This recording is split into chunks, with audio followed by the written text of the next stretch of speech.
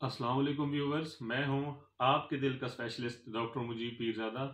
Viewers, आज की हमारी बात होगी कुछ ऐसी टॉक्सिन्स के बारे में जो दिल पे जाके उसको जो है ना वो मुतासिर करती हैं और मुख्तलिफ किस्म के प्रॉब्लम्स क्रिएट करती हैं।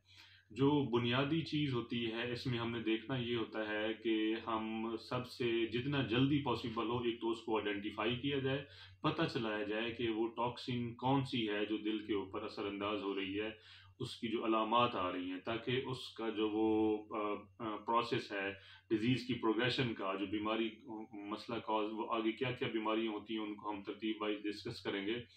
तो हम ताकि उसको जल्दी आइडेंटिफाई करके उस बीमारी को या तो वहाँ पे वो रोक लें और इवन ये भी पॉसिबल हो सकता है कि वो जो डैमेज हो गया उसको रिवर्स भी किया जा सकता है इन इन जो कार्डियोटॉक्सिक एजेंट्स हैं इनकी आइडेंटिफिकेशन के बाद।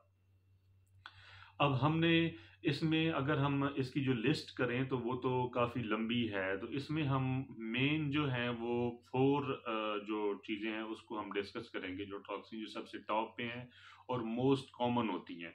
इसमें सबसे जो नोटोरियस है, सबसे जो मेन है वो आपके जो कीमोथेरेप्यूटिक एजेंट्स हैं, जो कैंसर वाले पेशेंट्स को जो है ना वो चलाई जाती हैं दवाइयाँ, वो सबसे टॉप हैं, सबसे मेन पे हैं।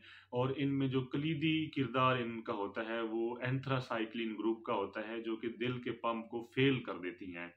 जिसे हम कहते हैं कि हार्ट दिल का जो पंप है वो कमज़ोर हो गया है, हार्ट फेलर हो गया डेवलप, ये वो काज़ कर देती हैं। इसमें सबसे जो टॉप पे है एंथ्रासाइक्लिन में भी अगर हम देखते हैं तो डॉक्सोरूबिसिन जो है वो सबसे ज़्यादा नोटोरियस है, उसके बाद एपिरोबिसिन है और उसके बाद मिटोक्सेंट्रॉन जो है ना वो एजेंट है जो इसी एंथ्रासाइक्लिन में आता है।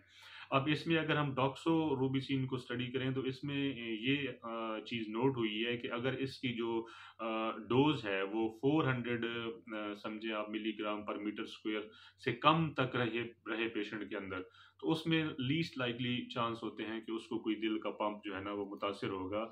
लेकिन अगर यही डोज 750 से ज़्यादा हो जाए तो फिर इसमें बहुत ज़्यादा रिस्क हो जाता है कि अब जो है ना इसने डैमेज कर देना है दिल के पंप को। तो इसमें हमने देखना यही होता है कि डोज क्या चल रही है और पेशेंट की जो इस अगर ये चल रही है तो इसमें कौन से ऐसे इक़दामात करें हम। एक तो यही है डोज को हम उस हिसाब से रखें, दूसरा इसका जो पेशेंट को लगाने का तरीका है उस पे भी स्टडीज़ हुई हैं, देखा ये गया है कि अगर आप बोलस की बजाय कि सारी डोज एक ही दम लगा दें, उसकी बजाय अगर आप कंटिन्यूअस इन्फ्यूजन चलाएँ, थोड़ी-थोड़ी करके, थोड़ी-थोड़ी चलती रहे, तो उससे रिस्क ये कम हो जाता है। और ये करती जो डैमेज करती है वो बेसिकली जो मायोसाइट्स होती है ना उनकी डिस्ट्रक्शन करती है, उनको उनको समझे कि डिस्ट्रॉय कर देती है, जिसकी वजह से जो है ना वो दिल का पंप फेल हो जाता है। इसमें कुछ और भी हैं, साइक्लोफॉस्फामाइड है और उसके बाद जो है इसमें ट्रास्टुज़ोमैब है जो जो दिल के पंप को मुतासिर करता है। फिर अगर हम सुनिटिनिब की तरफ आएँ, तो वो दिल के पंप को मुतासिर करने के साथ अनकंट्रोल हाइपरटेंशन भी करती है, मतलब पेशेंट का ब्लड प्रेशर भी बहुत ज़्यादा एलिवेट हो जाता है। और उसके बाद अगर 5 फ्लो यूरासिल को लें तो वो हार्ट फेलियर के साथ-साथ जो कोरोनरीज़ का स्पैज़म है, उनको ऐसे सुकड़ जाती हैं वो और पेशेंट रिस्क पे आ जाता है, उसको एंजाइना या अटैक हो सकता है। तो ये भी 5 फ्लो यूरासिल जो है ना, ये इसका कॉज़ करती है। अच्छा, दूसरे अगर हम एजेंट की तरफ आएँ तो उसमें अल्कोहल जो है वो टॉप पे है। अल्कोहल के देखा ये गया है कि अगर more than 5 PACS per day एक जो है ना बंदा यूज़ कर रहा है, तो उसने भी वो बड़ा हाई रिस्क पे होता है कि जो है ना उसको दिल का पंप उसमें मुतासिर हो। और इसमें जो स्टडीज़ हुई हैं कोई एक डोज़ के ऊपर कहीं कोई स्टडी जो है ना वो मुत्तफ़िक नहीं हुई।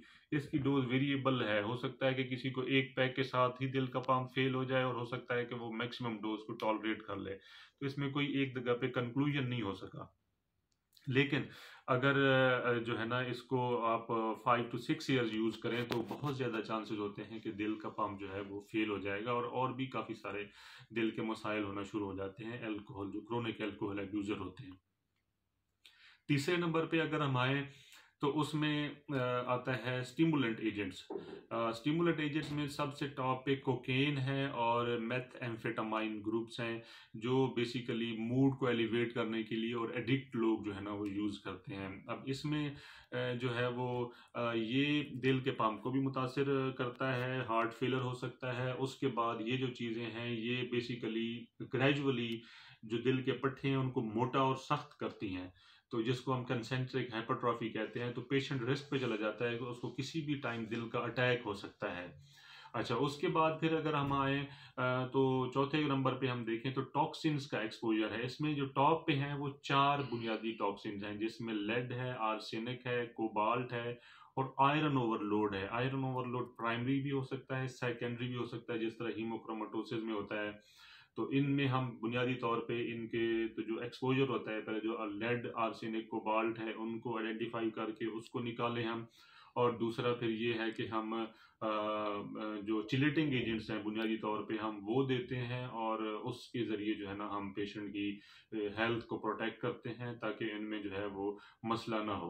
अच्छा, जो एक चीज़ इम्पॉर्टेंट थी वो ये है कि एक कार्डियक प्रोटेक्टिव एजेंट्स भी डेवलप होना शुरू हो गए हैं और ये एडवांसमेंट्स होती जा रही हैं।